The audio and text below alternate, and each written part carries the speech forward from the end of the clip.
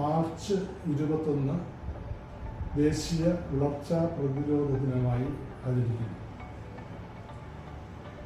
വിളർച്ച മൂലം ഒട്ടനവധി ആരോഗ്യ പ്രശ്നങ്ങളാണ് മുഖ്യമായും സ്ത്രീകളും കുട്ടികളും നേരിടുന്നത്. 36% സ്ത്രീകൾ 39% കുട്ടികളും വിളർച്ച രോഗത്തിൻ്റെ പിടിയിലാണെന്ന് കണക്കുകൾ വ്യക്തമാക്കുന്നു. വിളർച്ചയെ പ്രതിരോധിക്കാനുള്ള ഏറ്റവും നല്ല മാർഗം ഭക്ഷണക്രമത്തിൽ ഇരുമ്പ് സത്തടങ്ങുന്ന ഭക്ഷ്യവസ്തുക്കൾ ഉൾക്കൊള്ളിക്കലാണ്. അതിൽ ഏറ്റവും പ്രധാനം ഇലക്കറികളാണ്.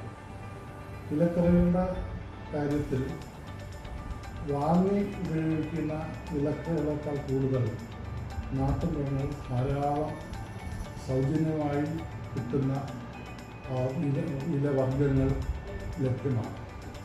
തീർച്ചയായിട്ടും വളരെ സുലഭമായി കിട്ടുന്ന മുരിങ്ങ, പയറിലകൾ, മത്തൻ്റെ ഇല, ചിക്രുമാനിസ്, മരച്ചീര, വള്ളിച്ചീര തുടങ്ങി നിരവധി ഇലക്കറികൾ നമുക്ക് നട്ടു വളർത്താവുന്നതും പറിച്ചെടുക്കാവുന്നതാണ്. ഇവയുടെ ശരിയായ രീതിയിൽ പാകം ചെയ്ത് ഉപയോഗിക്കുകയാണെങ്കിൽ പണച്ചിലവില്ലാതെ അനീമിയയെ കാര്യമായി പ്രതിരോധിക്കാൻ പറ്റും. നമസ്കാരം. ഇന്ത്യയിൽ 57% സ്ത്രീകളിലും 67% കുട്ടികളിലും വിളർച്ച അഥവാ അനീമിയ സ്ഥിരീകരിച്ചിട്ടുണ്ടെന്നുള്ള കാര്യം നിങ്ങൾക്കറിയാമോ? ഇരുമ്പിന്റെ അപര്യാപ്തത, വൈറ്റമിൻ B12 ഫോളേറ്റിന്റെ കുറവ്, ചില ജനിതക അസുഖങ്ങൾ മൂലം വിളർച്ചയുണ്ടാകാം. രക്തത്തിൽ ഹീമോഗ്ലോബിന്റെ കുറവ്, ക്ഷീണം, മുടികൊഴിച്ചിൽ, ശ്രദ്ധക്കുറവ് ഒക്കെയാണ് ഇതിന്റെ ലക്ഷണങ്ങൾ. എന്നാൽ ഇത് നിയന്ത്രിക്കാൻ കഴിയും. ഇരുമ്പ് സത്ത് ധാരാളമായി അടങ്ങിയിരിക്കുന്ന ഇലക്കറികൾ, പയറുവർഗ്ഗങ്ങൾ, ഈന്തപ്പഴം, എള്ള്, മാംസ്യം, മുട്ട എന്നിവ ഭക്ഷണത്തിൽ ഉൾപ്പെടുത്തുക. ഇവയുടെ കൂടെ പേരയ്ക്ക, നാരങ്ങ, പപ്പായ പോലുള്ള വൈറ്റമിൻ C സമൃദ്ധമായ ഭക്ഷണങ്ങൾ ചേർത്താൽ ശരീരത്തിൽ ഇരുമ്പ് ആഗിരണം അഥവാ അബ്സോർബ് ചെയ്യാൻ കൂടുതൽ സഹായിക്കും. സന്തുലിതമായ ഭക്ഷണ രീതി അനീമിയ ഒഴിവാക്കുകയും നിങ്ങളുടെ ശരീരത്തെ ഉന്മേഷഭരിതമാക്കുകയും ചെയ്യും. കൂടുതൽ വിവരങ്ങൾക്കായി നിപ്മനിലെ ന്യൂട്രീഷൻ ആൻഡ് ഡയറ്ററ്റിക്സ് വിഭാഗത്തെ സമീപിക്കുക.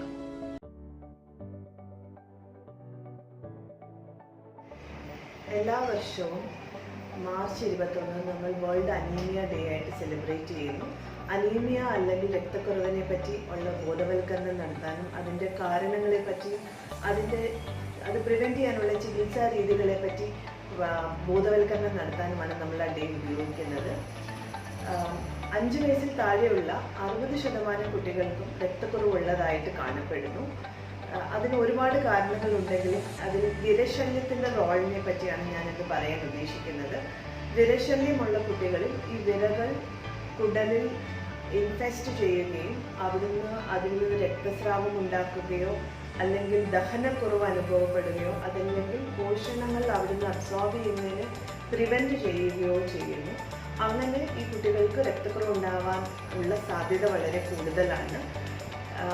ഇങ്ങനെ ഉള്ള കുട്ടികൾ ഈ ഒരു കാരണം പ്രിവെൻറ്റ് ചെയ്യാൻ വേണ്ടി WHO റെക്കമെൻഡേഷൻ അനുസരിച്ച് 2 വയസ്സിൽ താഴെയുള്ള കുട്ടികൾക്ക് 200 മില്ലിഗ്രാം ആൽബൻഡസോൾ എന്ന വിരമരുന്ന് 6 മാസത്തിലൊരിക്കലും, 2 വയസ്സിന് മുകളിലുള്ള കുട്ടികൾക്ക് 400 മില്ലിഗ്രാം ആൽബൻഡസോൾ എന്ന വിരമരുന്ന് 6 മാസത്തിലൊരിക്കൽ കൊടുക്കുകയും ചെയ്യേണ്ടതാണ്.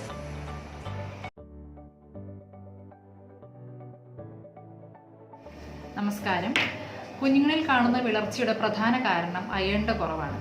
അയണിൻ്റെ മരുന്ന് കൊടുക്കുമ്പോൾ ശ്രദ്ധിക്കേണ്ട കുറച്ച് കാര്യങ്ങളെക്കുറിച്ച് ഞാനിന്ന് പറയാം. മൈൽഡ് ടു മോഡറേറ്റ് അനീമിയുള്ള കുട്ടികൾക്കാണ് സാധാരണ അയണിൻ്റെ സിറപ്പ് അല്ലെങ്കിൽ ഗുളിക തുടങ്ങുക.